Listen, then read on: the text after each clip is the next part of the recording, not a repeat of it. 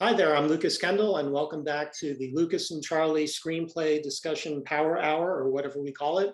I'm your annoying host, Lucas Kendall. This is my friend Charlie Vignola, a $300 an hour hooker script consultant, and we're here to talk screenplays. Hey, gang. All right, so let me start off by saying that I just had, Charlie just did me a favor, and he read a script of mine, and he gave me notes as if I was a client. And they were excellent notes. And so I want to say he's the real deal. They were all very specific and very actionable and very perceptive. And they took things that like I had in my head, and Charlie was like, yeah, but you got to put it in the script. I'm like, oh, I see how I can do that. So it wasn't like this abstract nonsense or weird taste stuff. It was very practical and very useful. So thank you for that favor. You bet. I think you used the word actionable when we were talking in the notes, and I think that's a good way to describe it. And like I said in our meeting, thank goodness it was a great script. it was a terrific piece of work. It was very funny. It was full of heart. Good job, Lucas. Really good. Yeah. Well, thank you. Okay, now we got the stroking out of the way. It's only because it's important to laugh at yourself. And I know you from my friend Doug. And I know Doug's got a crazy sense of humor. And so I know you have a sense of humor. And it's important when we do this. It's so brutal and it's so ridiculous. And I've been at this 20 years. And I thought I was one of the smart ones. And I still couldn't figure it out. And it's just so hard to put together the craft and the imagination and the taste and to keep going to the point where you actually create work that anybody wants. And I think people, there's now, well, what do they say about the gold rush? The people who most consistently made money weren't looking for gold; they were selling shovels. And now we have a whole industry of people selling shovels to people who aren't prepared to use them. That's a good way to put it.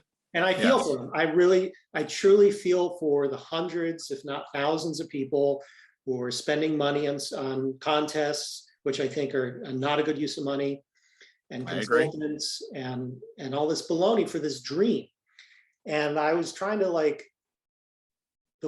I really don't like contests. I've had a lot of bad experiences. I've had a lot of money spent and submitting things that weren't ready and didn't deserve to win, that nobody had told me, like, kid, don't submit them. They're not ready to win. But the one person. Well, and the funny thing, Lucas, what's funny about that is that you're not like some industry neophyte. You're somebody who's been in the business for literally decades. I mean, like me, you've worked in and around like major film, projects and ephemera for a while.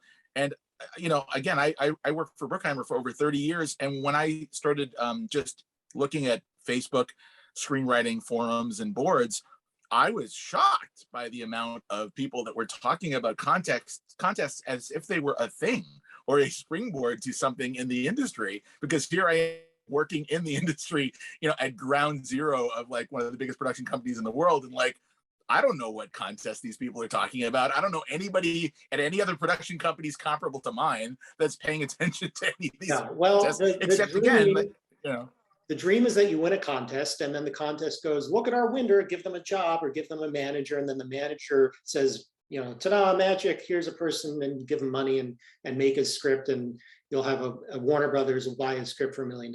And, it happens like once in a blue moon, really.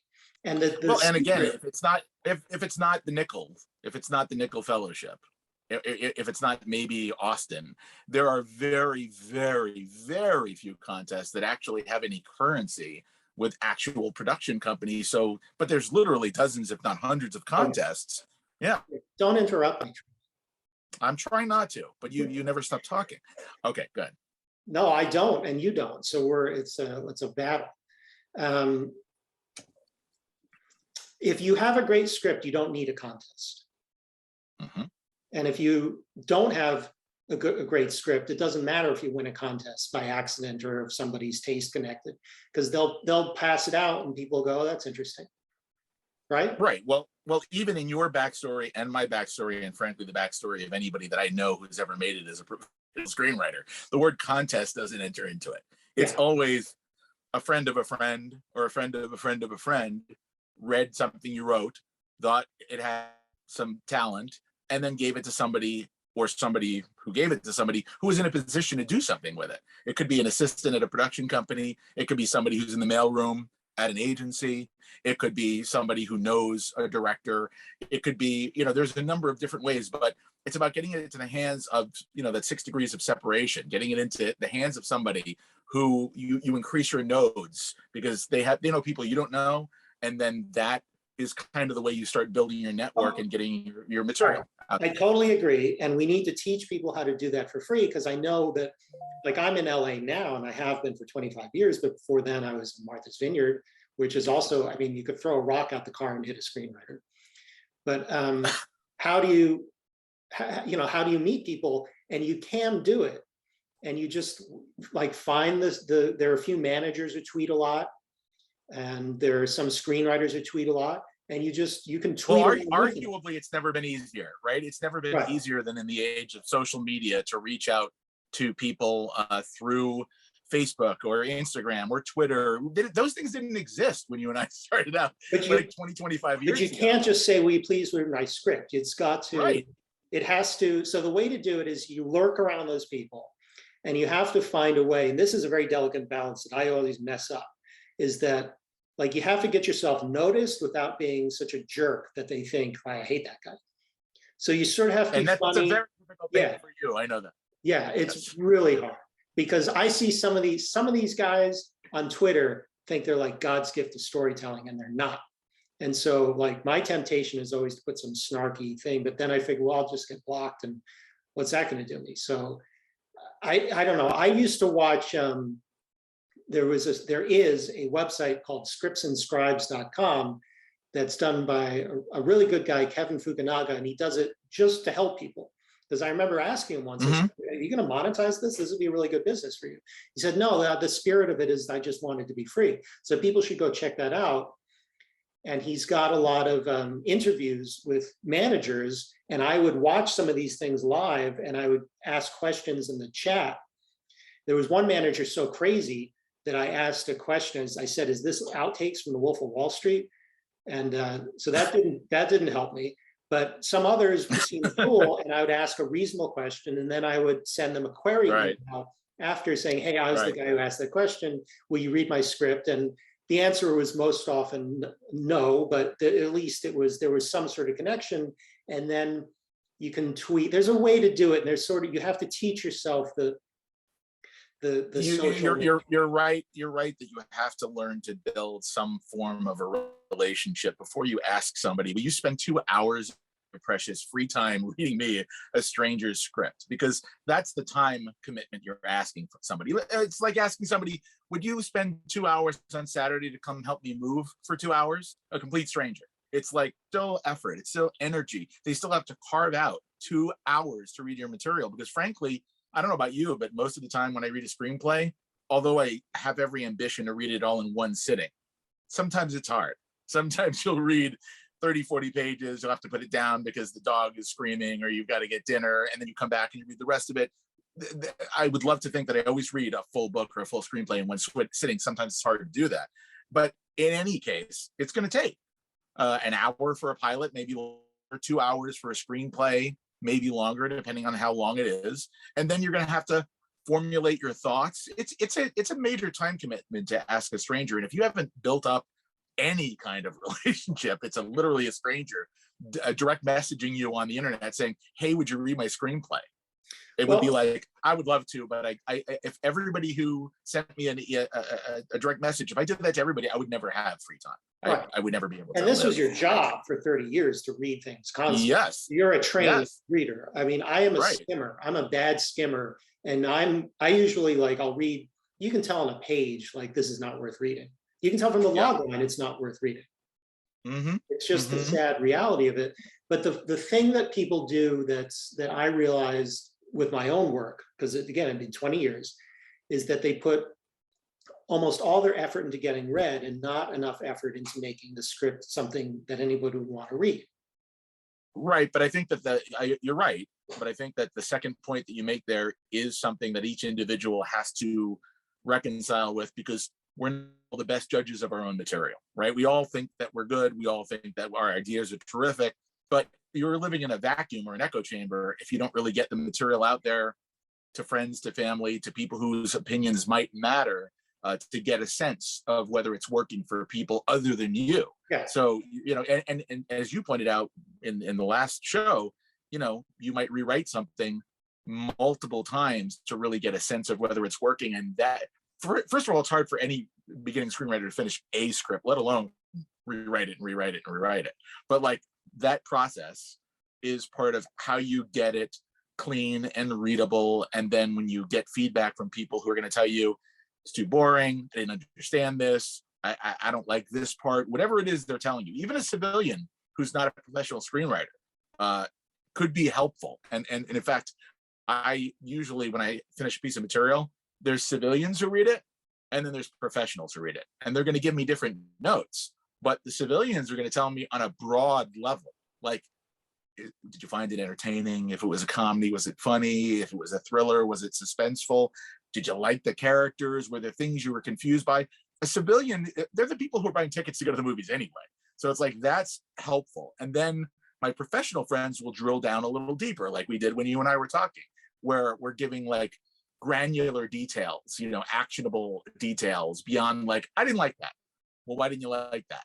I don't know. Well, let's talk about it. Why didn't you like it? That's the kind of thing that if you're going to be a professional screenwriter, you've got to learn how to create your own version of finding out whether your material is good enough, like you said, to get out there to be read. Because once you do that, once you're lucky enough to get a manager or an assistant at a production company to read your material, if that script isn't great, as great as you can get it, you just blew a major opportunity, and they're never going to want to read another screenplay because that's their memory of you.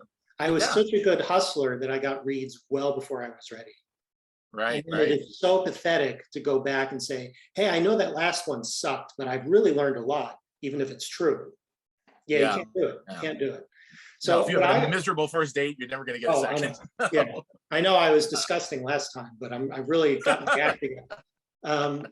I found that I don't have civilians in my life who can read it. My wife's too busy. And my mom will read anything and say, I'm not a sci-fi guy. That's what it is.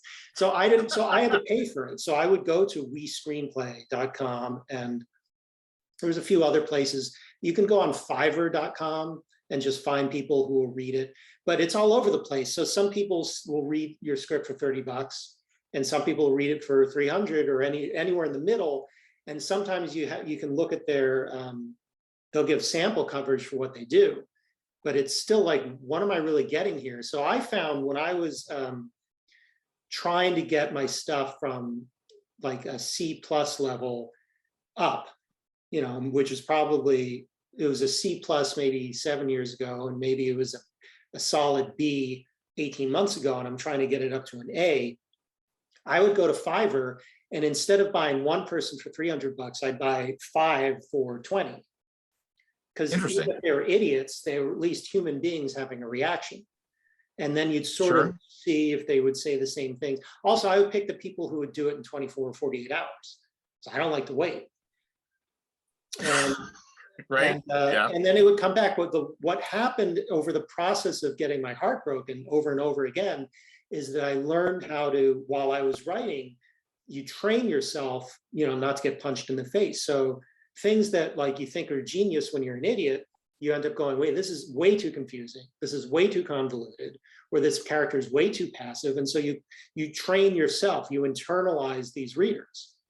Right. So I recommend the cheapest way for people, if they don't have anything in their life to help them, just try using the super cheap people at Fiverr, just to get a human being to have reactions. And then to start the process, the only person who's really going to teach it to you is you. Yeah. Then what I found was that the people at WeScreenplay were all over the place because they're just hiring amateur writers to critique other amateur writers. And also in my life, I've been fortunate to have professionals critique things. And the way professionals talk about writing is not the way these WeScreenplay, they're talking about your format. And we don't say we see, or, it's all this stuff. real professionals. Yeah, that's the key thing too, is like, again, the quality of your feedback and the quality of your readers is all important, because if all of your notes are, you don't say we see, we hear, you don't do that, you don't use cut to ever, you don't use fade in or fade out. It's like, okay, I news for those people who are seeing out all that wisdom. Like, again, for the guy who's been reading 30 years for one of the biggest producers in the world, that ain't what's going to get your script kicked out. Maybe on the internet, if you think like, I learned these rules from somebody who read my script in a contest, they ain't rules. Professional screenwriters still use we see, we hear. Sometimes they use cut to, sometimes they use a song cue that, yes, it might be copyrighted, because when you expect screenplay, those are things that matter. The story first of all, it's the premise, as we discussed. You better have a dynamite premise, an amazingly cool idea.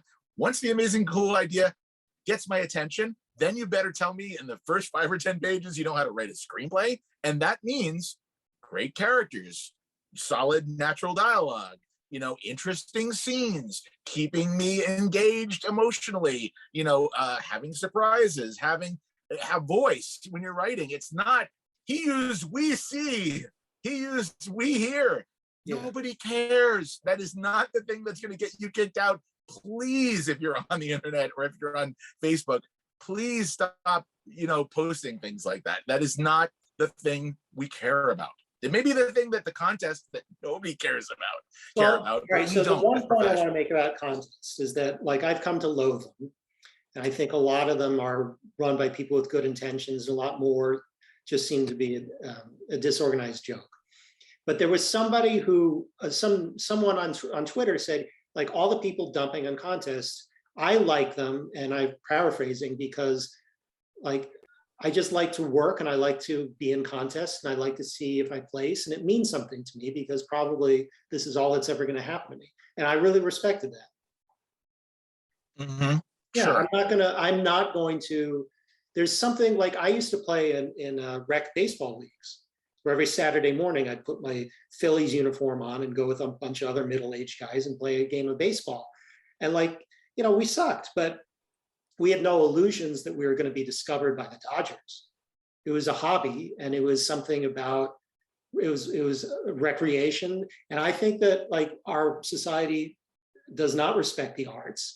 And I think that for people in their communities to be doing theater and making paintings and or poetry or do whatever these things, it's weird that the second people start to write screenplays as opposed to poetry, it's like, I'm going to submit it to Hollywood, and it becomes this lottery thing. Because right. Like, if I'm a 40-year-old amateur baseball player, it's never going to, I'm never going to be, they knew when I was 4, I would never be a professional athlete, because you just look at the person, you just know the skills, and you know that you can see it with your own eyes, the elite level. But the screenwriter, Tony Gilroy and Aaron Sorkin are like elite brains. I mean, and there's got to be just a certain amount of they're born to do this. And I think it's important to point out that it is the most expensive art form other than maybe architecture, right? Architecture is probably more expensive because buildings cost billions, but it's the second most expensive art form. And it's an art form that requires more than you, right? Like, you could be like Jewel, a singer-songwriter, and all you need is guitar and your voice, or Billy Joel, a piano and your voice, and you can write a song, and you need some people to record it, but it's relatively simple. If you're making a movie, there are many more people involved. So it's an art form that is more complicated. There are more people involved. It's more expensive. So, you're the one who's starting all that with your idea. And that's why it's so hard to hit that target, because the idea has to be so strong, so compelling, so marketable, so dramatically engaging that it creates an excitement in everybody, from the first person whoever reads it to the star who's going to commit 6 months of their life to starring in it, to a director who's going to live with that for 18 months.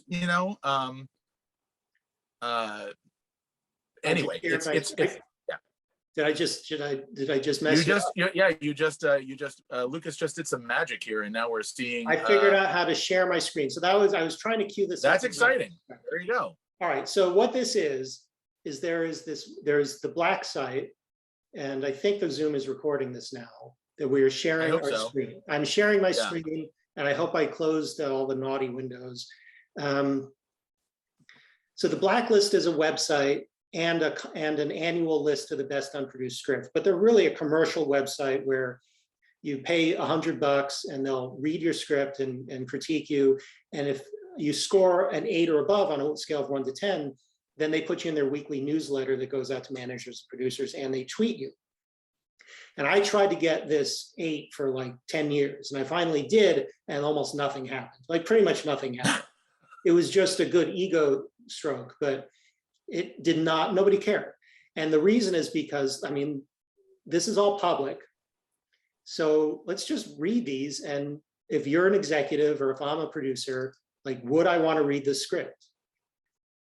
So Populous, in the year 2222, 50 billion live in the utopian hive, conducting their lives in the metaverse. When an energy crisis strikes, an elite group of students embark on a dangerous journey through the darkest secrets of the hive to find a machine that, and then I guess does something to solve the problem. That can unlock parallel realities and regenerate the planet, but which reality is best for humankind? Like, for me, if I'm an executive, the only way I would read the script is if I was at a management company and they said specifically, find a sci-fi writer who's good. We want to look at sci-fi writers. And then the other very complicated and controversial question would be if they say, find people who are not white. But I don't want to talk about that because it's a very sensitive topic, and it would outweigh the other topic of just on the log line, would you want to read this? Well, it's a very convoluted log line, right? There are a lot of different elements that are in there. I'm not sure who the protagonist is. I'm not sure really what the greater stakes are. Everything seems kind of vague, but it just seems like there's a lot of different concepts all jammed together in the synopsis. So it's not sharp or focused enough that if I was reading it, I would go, now that's a great idea. Because if the idea is basically like, in the future, there's a metaverse and it's causing a problem that we're not really articulating in the log line, and a bunch of characters we're not articulating either are trying to solve the problem. It's all too airy-fairy. It's all too vague. So we have like a million of these to go through. So let's see. Oh my God. No, because this is what people need to appreciate, that the people who get these emails, we read my script. I mean, they're getting anywhere from 5 to 30 a day. And it's just, you enter a fugue state. And these are the good ones. These are the scripts that some reader has already said, this is a good script. I really like the script. And, you know, we recommend you read it. So Hazel, in search of a hero, a 12-year-old boy finds an unlikely one in his grandmother. Oh, that's half of an idea. It's half of an idea. And that's half of an idea. What's the other half? What's the other half that makes it a movie? I don't know. It's also a period piece, because I looked at this earlier in the day, and it's a period piece. Period pieces, by the way, and the last one too, if it takes place in the 2022 and the utopian hive, like, there are only 6 companies left in the world that could make a movie that expensive. And they're going to be or any platform, right? Any of the platforms might do it. Any of the streaming platforms might do it. But yeah, that last idea was half of an idea. It's like, okay, all right. Okay, so voracious, an unassuming young black man survives a battle with the supernatural beast, only to be captured aboard a slave ship bound for America, where he must gather the courage of his forefathers when something on board begins to prey on captive and crew. Now I got to follow the link.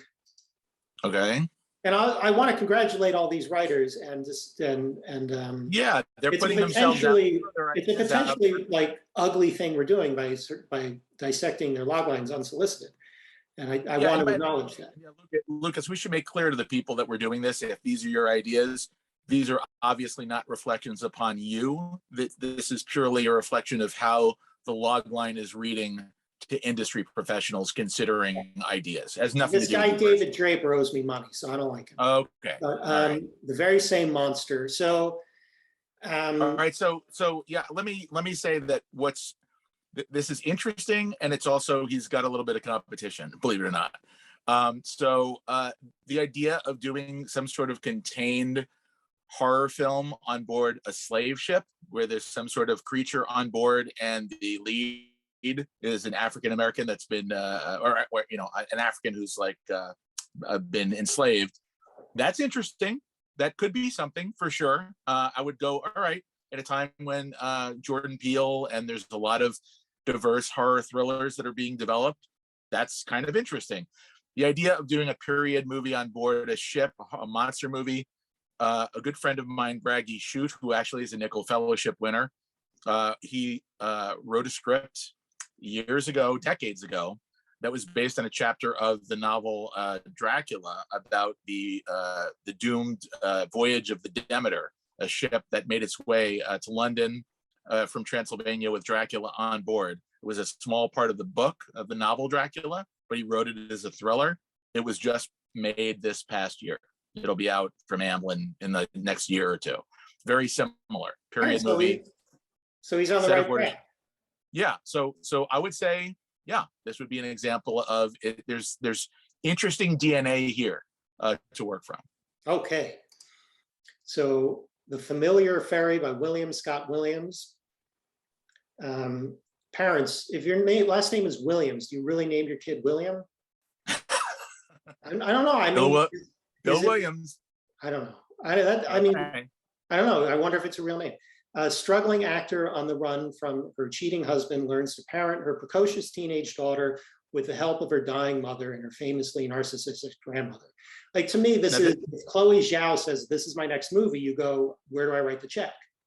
Yeah, I think you would use this to describe it as a voiced script, potentially, a Little Miss Sunshine, some sort of like dark comedy if it's comedic, because it's got sort of elements that lend itself to that kind of story. But like purely based on the premise, it's kind of like, but if it's well written, if you get past that hurdle, then it could be the kind of thing that gets you in circulation as an up and coming writer with an interesting voice.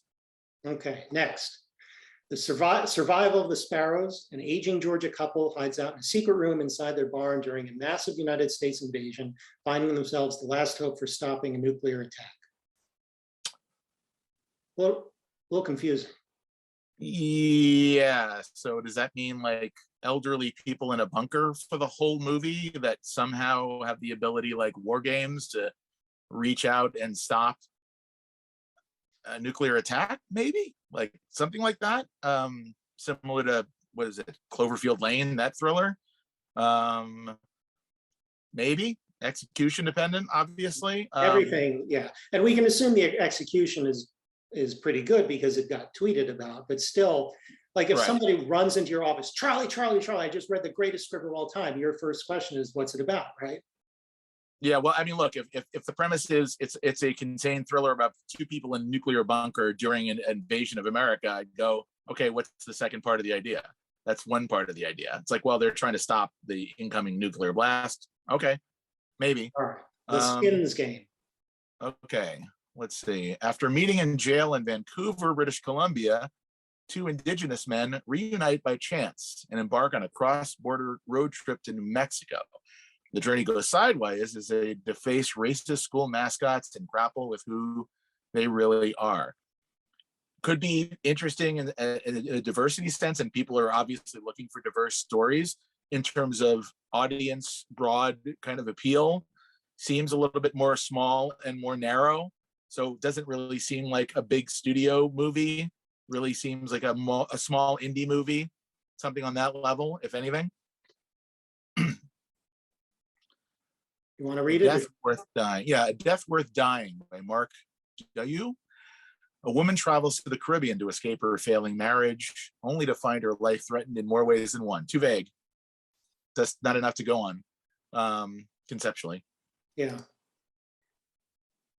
Faceless by Parslow and Hansen. Nickel Fellowship placing writers. Okay, pay attention, folks. In the wake of a case that ended in tragedy, an FBI profiler relocates to the Pacific Northwest where local authorities seek her aid in the hunt for a cunning serial killer who psychologically manipulates pawns. Okay, hold that thought. Here's the rest of it. Manipulates pawns into carrying out his crimes.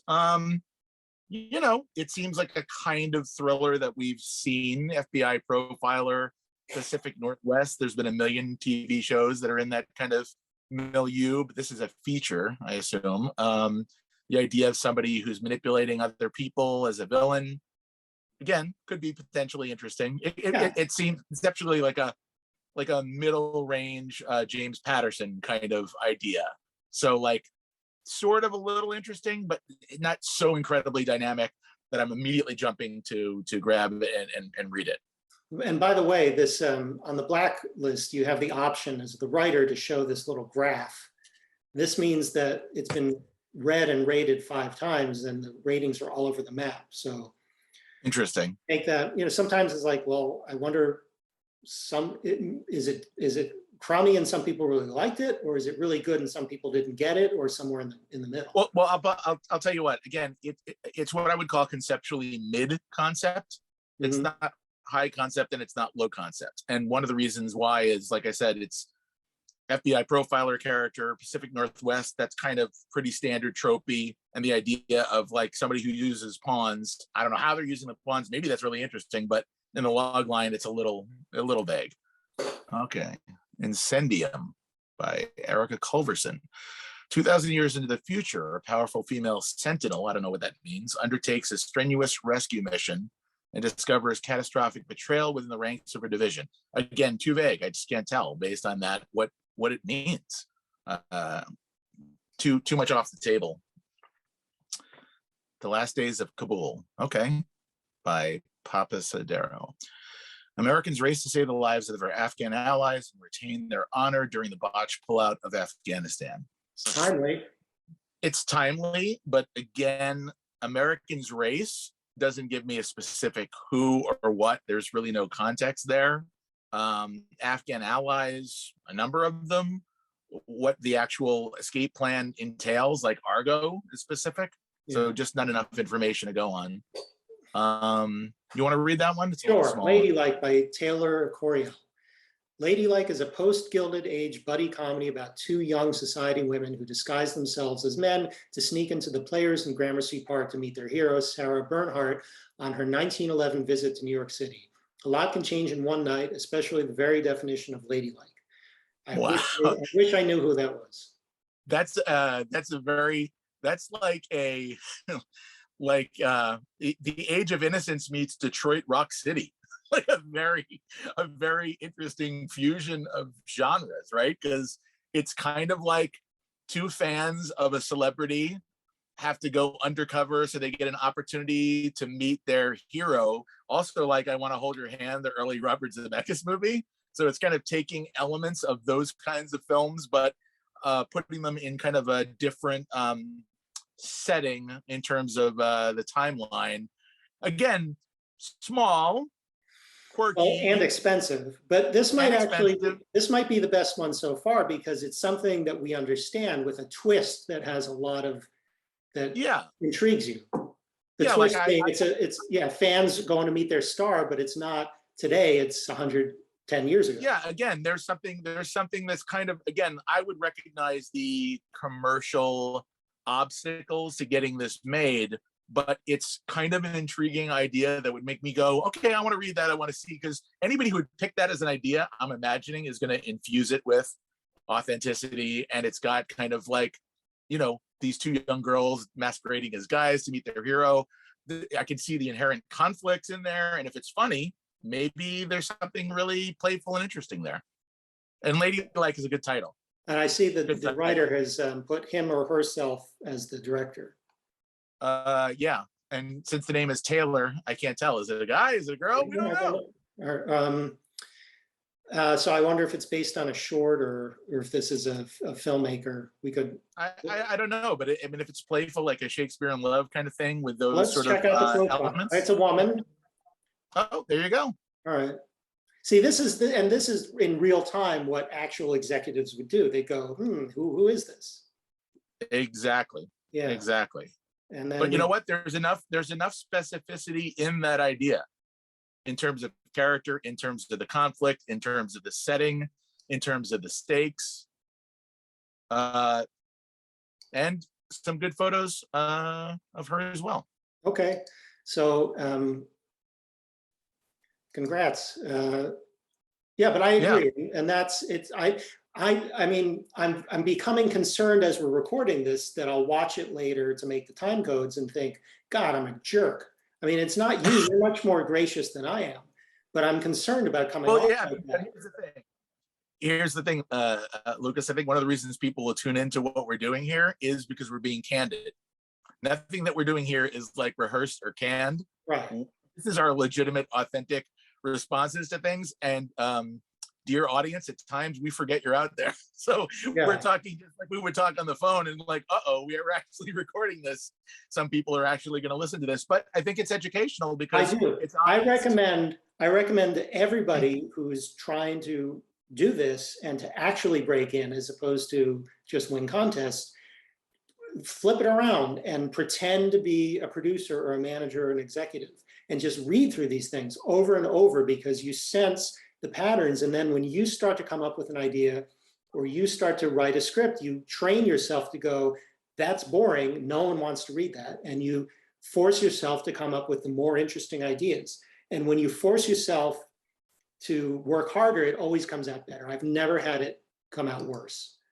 No, and one of the things everybody always tells you is like write the movie that you want to see, but that doesn't exist yet, because hopefully that'll connect with other people who have your same taste and interest. Okay. White Tooth by Cody Pierce. A pregnant great white shark makes a perilous journey across the ocean to give birth, while an expectant mother uses shark fishing to pay off her gambling debt. Jaws meets Uncut Gems. Let's think about this for a second. Is this animated? I don't understand. Yeah, like the idea of the contrast between an expectant mother trying to shark fish, but the actual thing she's trying to capture and kill is also pregnant and making a journey across the ocean to give birth. Interesting.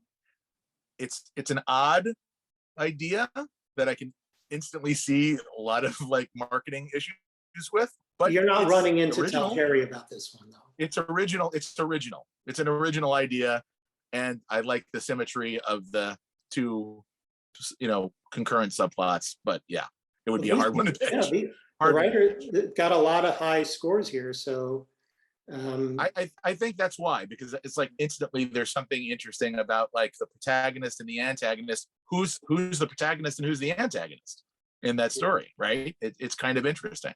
But again, I recognize it's a little bit of an odd idea that would not be an easy idea to market. And for that reason alone, you might go, I'm going to read it as a writing sample, and the writing sample might be fascinating.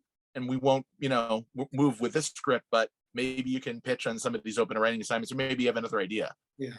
So, right. Okay. Next, Free Brian Thomas by Vincent Mal. You read this, you're Italian. How do you pronounce it? Macaluso, obviously a paisan like me. Okay. See, synopsis. When an introverted skateboarder discovers a mysterious USB drive in the collar of his deceased brother's army jacket, he becomes the target of a terrorist organization and chaos ensues. A little generic. I mean, the introverted skateboarder part of it is obviously meant to kind of set it apart and make it like I guess suburbia or something like that, a little North by Northwesty, but it feels a little tropey and a little generic, and no individual element is so interesting that I'm going to go, yeah, I got to read that. If Polanski directs this, I'll watch it. Yeah, which he probably won't. Maybe TJ Caruso will direct it or something. Okay. Did we already do this one? No. Okay. Long Days. Okay. Let's see. All right. Long Days by Kellerman and Tricon. An ethical vampire having an identity crisis resumes a normal life in a rural Midwestern town and becomes fixated on a troubled 13-year-old and her broken family. But as her true nature is revealed, the town turns against her, leading to deadly consequences. So the vampire is a woman. So it's like a let the right one in kind of drama about a This, vampire. yeah, this I get because I'm a producer and I'm looking for stuff that is marketable, that's cost contained.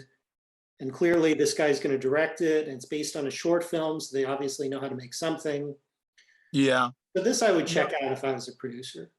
Yeah, it's cost effective. It's got some inherent conflicts that are potentially interesting in it. Again, it's small, but it looks like it could be kind of emotionally compelling. Mm-hmm. Okay. How many more you feel like looking at? Let's say 2 more, and then we can find a new topic. Well, we're already running out of time. We can summarize summarize our conclusions. So okay. The Chicken Murders by Nadia Osman. Based on true events, a dysfunctional Armenian family flees the Lebanese civil war to open a chain of successful rotisserie chicken restaurants in Los Angeles, only to see ambition, greed, and generational trauma tear the family apart, leading to betrayal, revenge, and murder. Well, if you were going to tell me that this was the true story of Zanku Chicken and it was going to be on Hulu as a limited series, and it was genuinely authentic and scandalous true story, then maybe. Otherwise, again, the elements of a chicken restaurant, Lebanese or Armenian family, like, again, it's a little kind of all over the place, but yeah, probably wouldn't grab me immediately. All right, and then the last one, arbitrarily, I guess we'll have to dip. And by the way, that's definitely not a studio idea. Yeah. What that is not a studio idea. Okay. Eureka Day by Jonathan Spector. The Eureka Day School in Berkeley, California is a bastion of progressive ideals, representation, gender identity, social justice. In weekly meetings, Eureka Day's 5 board members develop and update policy to preserve this culture of inclusivity. And then, sorry, I didn't. Okay, so far that reads like the sort of charter of a private school, yeah. But okay. Reaching decisions only by consensus, but when a mumps outbreak threatens the Eureka community, facts become subjective and every solution divisive, leaving the school's leadership to confront the central question of our time. How do you build consensus when no one can agree on the truth? Oh, this one has what's going on here? This has a real manager. I don't understand this. So this is like a real script with a real manager. And did they just say, I can't sell this? Why don't you put it on the blacklist in case some producer finds it? Yeah, I'm sure that's what it is. I mean, again, conceptually here, this is basically, how does the school deal with mumps? Yeah. That is not, there's no version of like, you come to me with that as a one-liner and I'm like, oh my God, that's an awesome studio movie. No, I mean, again, if it's a voice script, if it's a little indie comedy drama, maybe. By the way, I will point out that a lot of these do not fit studio necessities. And, I'd say all of them. Maybe if you're working like if you're working like I was for Jerry Bruckheimer or for a major production company, very few of these meet the needs of somebody like me. They're all they're possibly intriguing, small, quirky, interesting, but very, very few of them are like, oh my God, I need to read this because this is a big idea for a big movie that's going to attract big movie stars and a big director that's going to justify Disney. We were at Disney for like 20 something years or Paramount. Very few of those ideas. So like, I guess it's a lot of people writing for like smaller distributors, smaller production companies, that kind of thing. I think they're not really thinking that through, to be honest. I think I think what happens when you are teaching yourself how to write is that you're just, you have certain ideas you're fixated on for whatever reason, and you develop them and iterate upon those. But it's definitely a different skill set to think, I'm a writer and let me start from scratch. And that's why when managers sign somebody off the blacklist, the first thing they do is say, give me a list of all your ideas. We're going to go through it and pick the one that has the best chance of being successful, which is yeah, because a lot of the other thing about a lot of these ideas that you notice is that a lot of them didn't have comps to major films that we can name or popular films that we can name. It wasn't like the one that we're talking about, Ladylike. At least I can find comparable ideas, and this was kind of an interesting fusion of other commercial ideas, whereas most of these other ones, I can't name anything they're even remotely similar to. And one of the things for good or bad when you have to pitch to studio executives or producers is it's Toy Story, but with emojis, like the emoji movie. It's like, I can pitch that. It's like, okay, I get that, or it's, Die Hard on a bus, like Speed. It's like, okay, all right. So it's a contained Die Hard on a bus. Like that helps to be able to sort of like have a pithy way to pitch something and be able to compare it to other things. Again, it's a cliche, but it's true, because it's like it crystallizes for you what the idea is very simply. So a lot of these ideas, like you were mentioning, are kind of a bunch of different subjects sort of stuck together in a way that's not very clean and not very tight. It's not very clear what the character drama or conflict is for a single protagonist. And the settings are kind of not the most interesting settings, a little odd.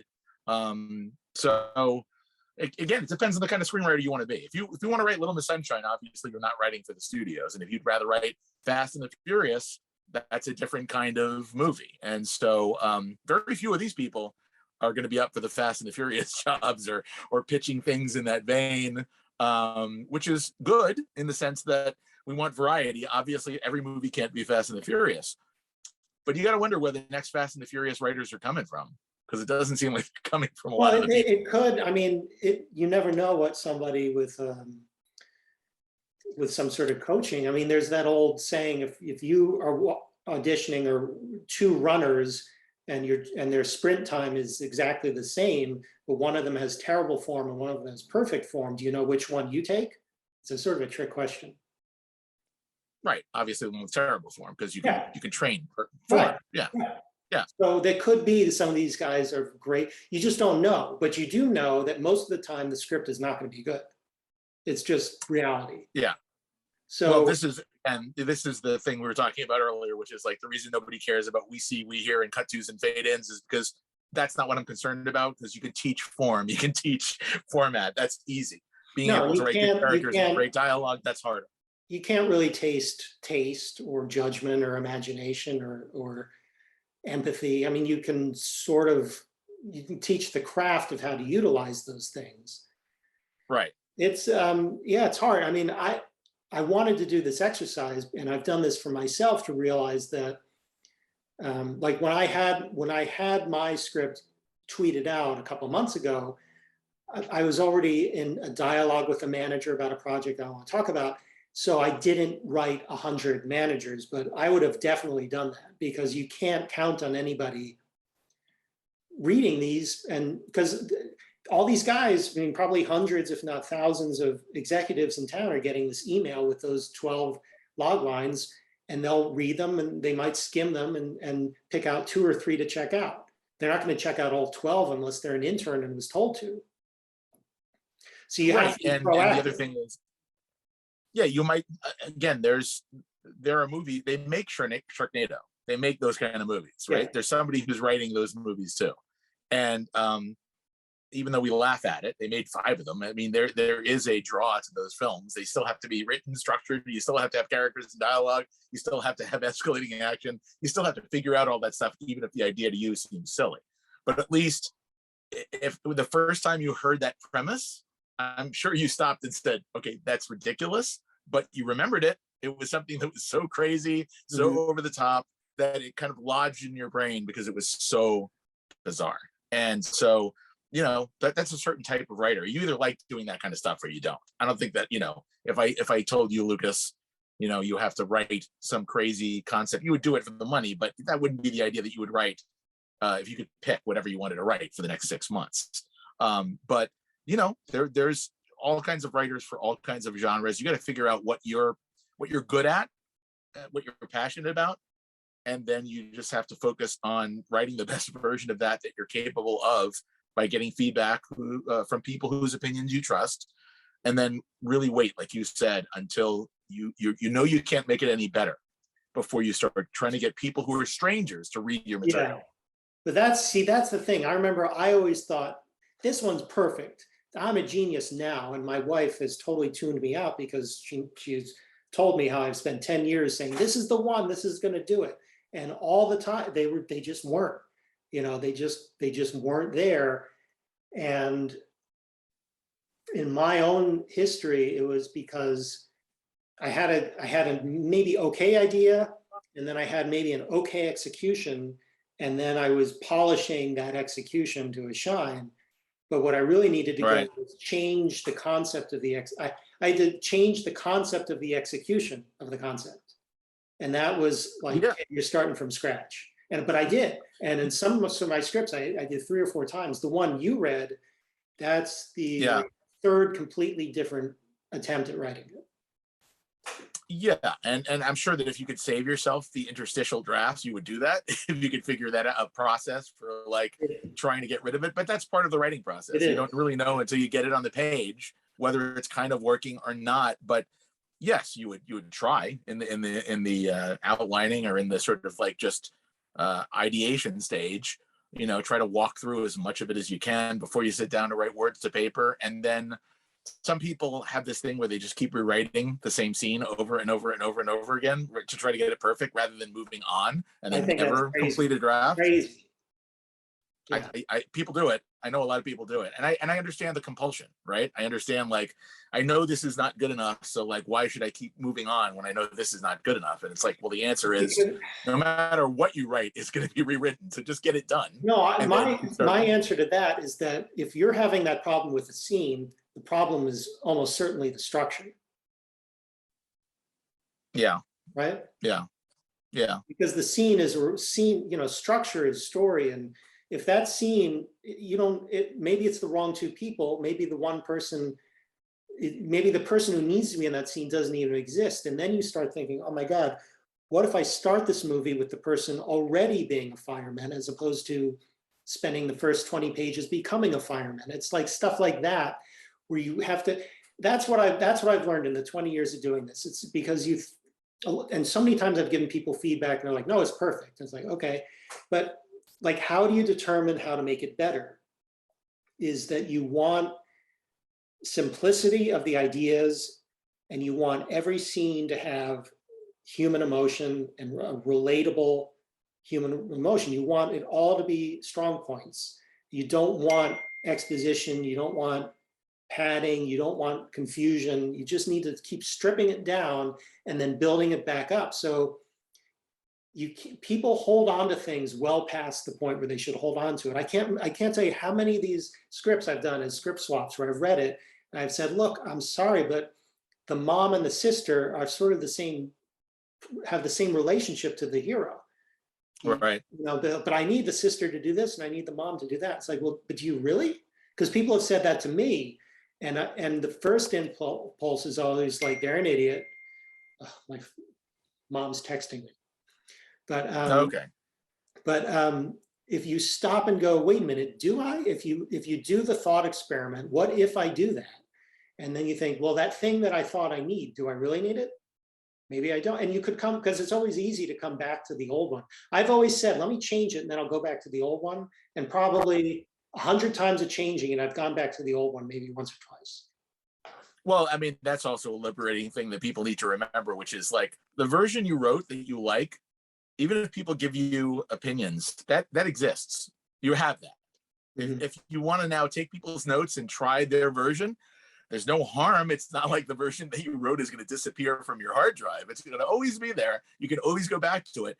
But if enough people are telling you that this is unclear or that this scene is boring or whatever, try to fix those problems. You always have the old draft if you need to go back to it.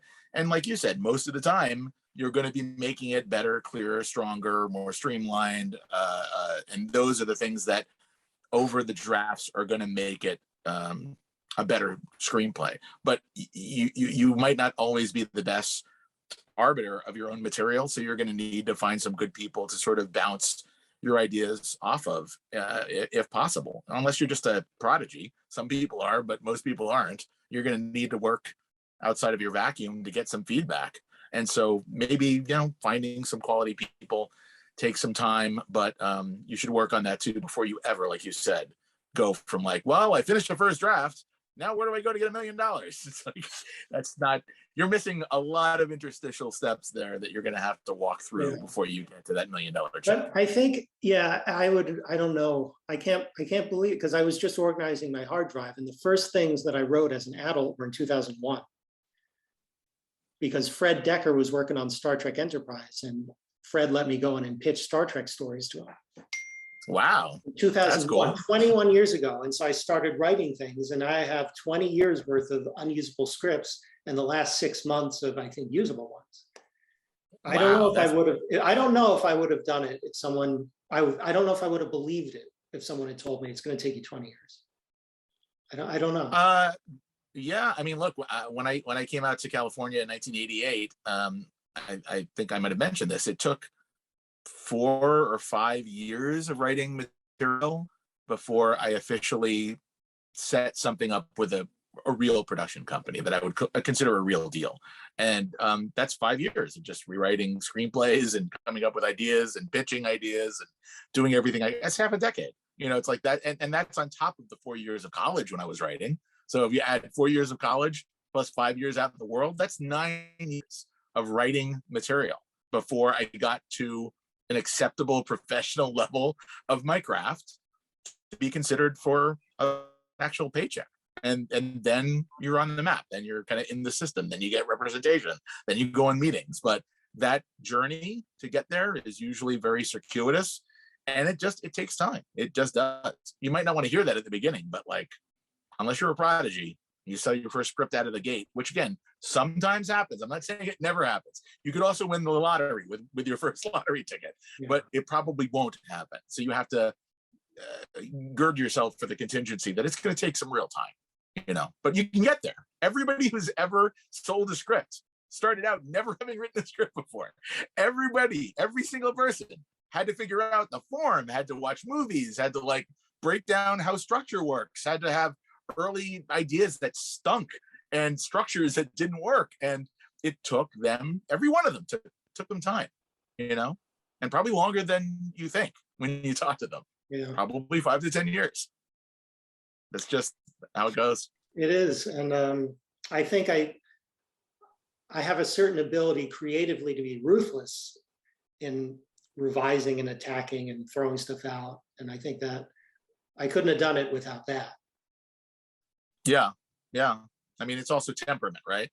Yes, I'm they're coaches, and one of them, I love reading her columns. It's very interesting, but I could never imagine having a life coach or a career coach. I mean, that's like crazy talk to me. Right. I do it myself. Yeah. But you know, I mean, some people, whether it's a therapist for their own issues, or a coach if you're an athlete, or if you're a singer or a musician, then there are people obviously who can help train and tutor you. You do have to have a certain amount of talent at the core, right? Yeah. That can be actually, Charlie, this is a good segue, because Charlie and I would like to invite you to join the Church of Scientology down at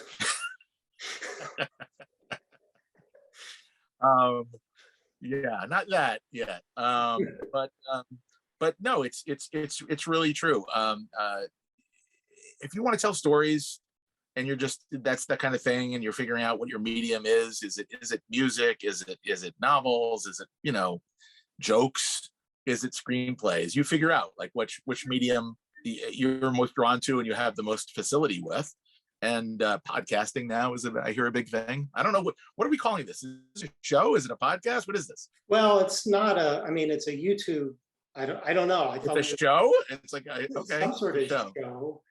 I don't know what we'll do. I mean, we could have maybe we should talk. I would like to do critique scripts, but we're both concerned about some of the legal implications of we're talking to our entertainment attorneys to find out exactly how that works. But just in terms of the format of what we're doing, considering you come from a musical background with Film Score Monthly, I think it would be remiss of us not to have a really cool theme song that opens up, something that really grabs you and is hooky, like Dr. Shrinker theme song from like the late 70s, something like that. I know enough composers. Well, we need something. Call the Kaplan brothers. Stat. Oh, you know the Kaplans. I could ask them that. Call the Kaplan brothers. We need Yeah. something really catchy, about 15, 20 seconds to open our show. Well, we'll have to think what we're going to do. I mostly just like, it was funny. I told you I was going through my hard drive and I found like old letters I wrote when I was 19. And God, I'm married. Yeah. I have this, whatever I'm into in the moment, I act like it's the most important thing in the universe and the only important thing. And what's more, I really believe it. And I don't know how people have suffered my personality as long as they have. Well, because again, you're a curmudgeon who's cuddly and have wisdom in between the sort of irascibility.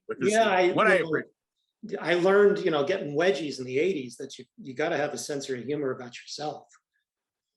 Well, and you should be writing like Revenge of the Nerds type movies or something that really draws upon that, or Napoleon Dynamite type movies, something that really, harvests all that for you. Doug and I saw Bobby Carradine once at a sushi restaurant. I can't remember what it's called. Mishima on 3rd.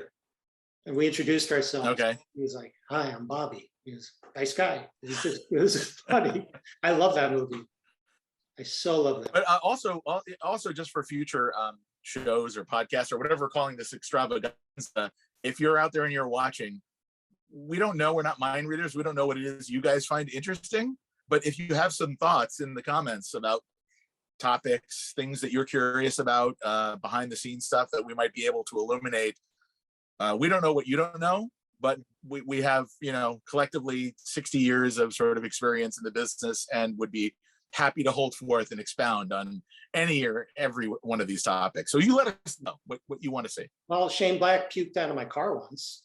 That's a good story. Yeah, he's like, that's a very good story. On cold water, he's like, can you pull over? Hopefully right. Shane is not watching. If you do, we rib Shane. We love Shane. Oh, Shane won't be watching. But if you ever meet Shane and you want to talk to him, start talking about James Bond books and movies, and it's like a reflex. He'll do this for hours about James Bond. Well, Fred too. Fred Decker as well. Fred is like a huge Bond guy. Yeah. Huge. Yes. Well, you know what? That's about an hour. I think we can kind of let our viewers off the hook now and, figure out what we're going to do for our next Michigas. Okay. All right. I'd like to say goodbye to my mom. I'd like to say goodbye to my mom and the 2 other people. And I'd like to thank Charlie, and we'll figure out something more educational and entertaining to do next week. Terrific. All right. Thanks, guys.